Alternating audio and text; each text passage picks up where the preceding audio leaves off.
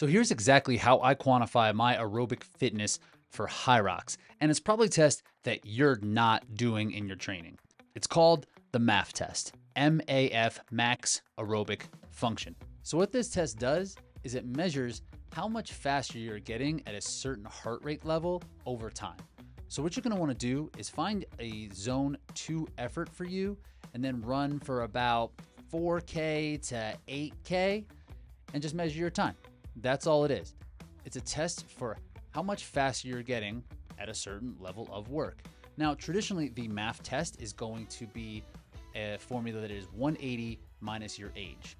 Now, this I've found to be pretty good rule of thumb here because it's going to put you securely in your zone 2, generally speaking. There's a few caveats here, especially for those who have a bit of a lower resting heart rate, a lower zone 2 heart rate.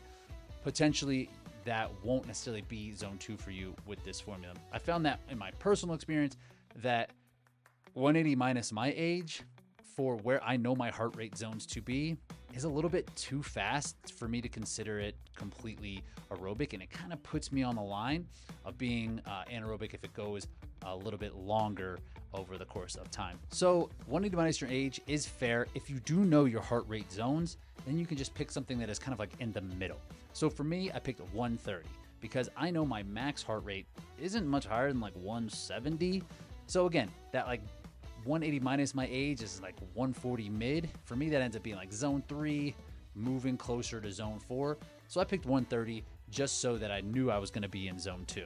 So that's the caveat with that. Make sure that you know your heart rate zones. And if you're fairly comfortable that like, the formula of 180 minus your age puts you kind of in zone 2 based off your experience, then just roll with that.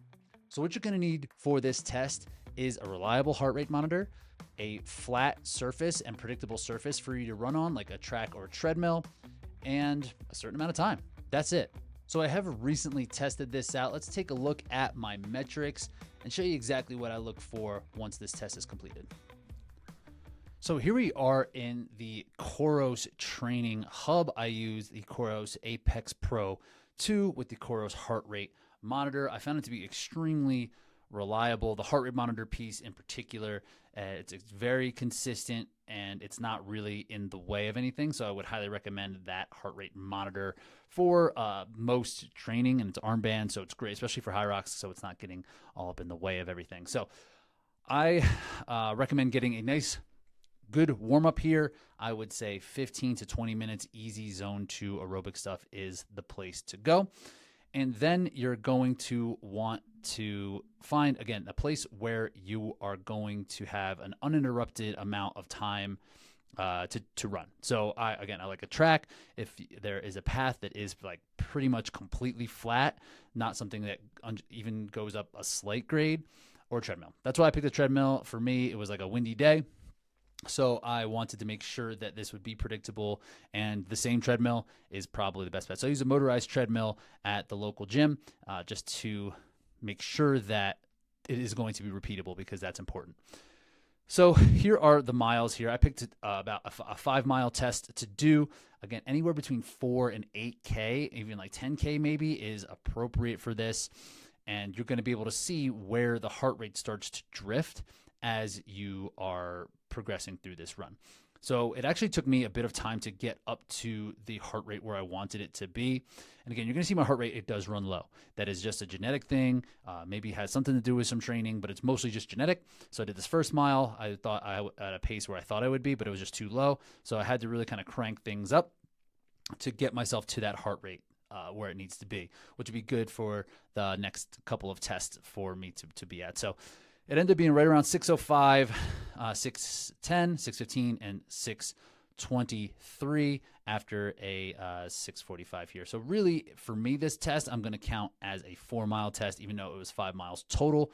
The 4 miles here was where I was at that MAF, so I will do the same thing next time to make sure that I am getting some results. And you'll see it will drift. So 6:05 to 6:10, 6:15, 6:23. And toward the end of this, it was really kind of playing a balancing game of how much I could put out here and how much would it take me over that heart rate. So it was adjusting the pacing and the speed of the treadmill as I was going along.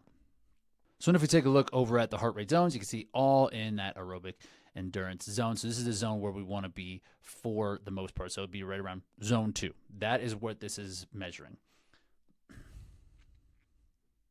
So what is great about this test is that it is very low consequence, meaning you can repeat it pretty often. I wouldn't suggest you do it like once a week, but you could do it and not really take on much damage at all. It's going to show you how well you're improving aerobically. It's going to show how much work you're able to put out at a pretty low heart rate.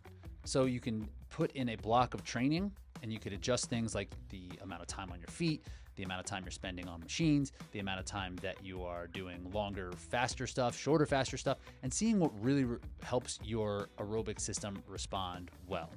So this is something I would recommend probably every 6 weeks or so, just to give yourself time to adjust, because to get better at running and running efficiently, it needs time. You need to build volume over time and spend that time doing the right things when it comes to training and being consistent. So if you do it too frequently, you're not really going to see progress because it does take time to improve, but it's a great way to really figure out where you are aerobically and how you're improving over time.